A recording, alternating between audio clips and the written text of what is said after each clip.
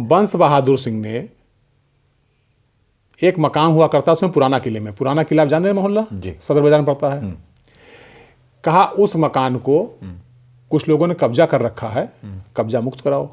तो इसके पास तो कोई गोल टीम थी नहीं लड़कों की, जहाँ दयाशंकर सिंह रहते, हाँ जहाँ दयाशंकर भाई रहते थे उसके पास ही। इसके पास तो कोई लड़कों की ना टीम थी, ना कोई दोस्ती थी, ना कोई ग्रुप था। ये तो इन्हीं अपराधियों के साथ घूमता था, इन्हीं अपराधियों के साथ घूमता था। पीयूष ने इसका एडमिशन करा दिया था कि ये कायदे से रहे। ये हमारे पास आए, कह कैसा है कि हरशंकर तिवारी, वो हरशंकर तिवारी जो मकान था वो कब्जा किए हुए थे, कि हम हरशंकर तिवारी मकान कब्जा कर लिया है, छुड़वाना है।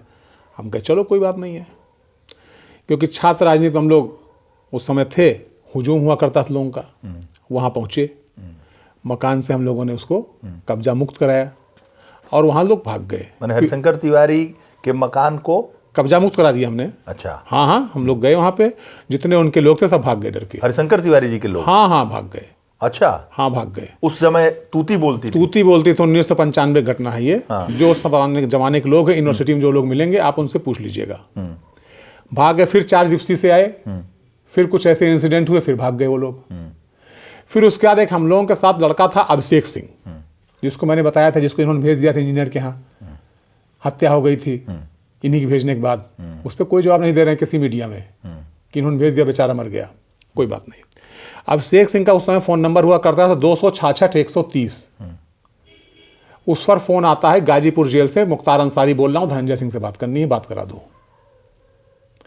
मैसेज आया हॉस्टल, हॉस्टल से कूद के तुरंत फांद के गया जैसे किसी भगवान का संदेश आ गया है। वहाँ पहुँचा, मुख्तार ने इससे कहा कि उस मकान को छोड़ दो और जाके बाबा से माफ़ी मांग लो। बाबा माने हरिशंकर तिवारी, माननीय हरिशंकर तिवारी जी।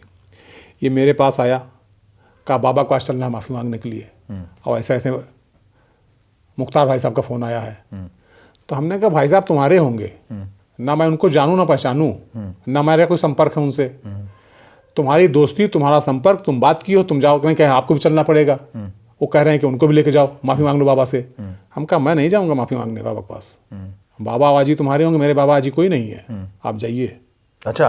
हाँ, तो फिर उस चलती के हरिशंकर तिवारी? हाँ हाँ, प्रभु श्री राम के अलावा हम लोग किसी का डर नहीं है। श्री राम हमारे आराध्य हैं, उनके अलावा हम लोग किसी नहीं डरते। उम्र कितनी थी आपकी? हमारी उम्र उस समय रही होगी 21-22 साल। 21-22 साल का लड़का और जलजला वाले हरिशंकर तिवारी। हाँ हाँ।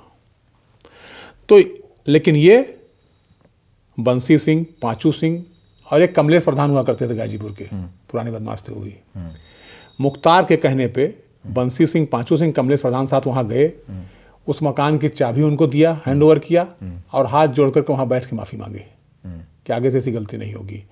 इसकी पुष्टि उस समय के तत्कालीन छात्र नेताओं से, जो पार्क रोड से, उनको चूँकि पार्क रोड उनका विधायक आवास हुआ करता था, पार्क रोड से जुड़े हुए तत्कालीन छात्र नेता जितने हैं, आज कोई MLA भी है, MLC भी है, मिनिस्टर भी है, आप उन लोगों से कर सकते हैं, सब आपको बता देंगे। मैं नाम CM भी है, मैं ये सब कुछ नहीं बोल रहा, लेकिन आप उन लोगों सबसे कर सकते हैं जो मैंने आपको घटना बताई कितनी सत्य है।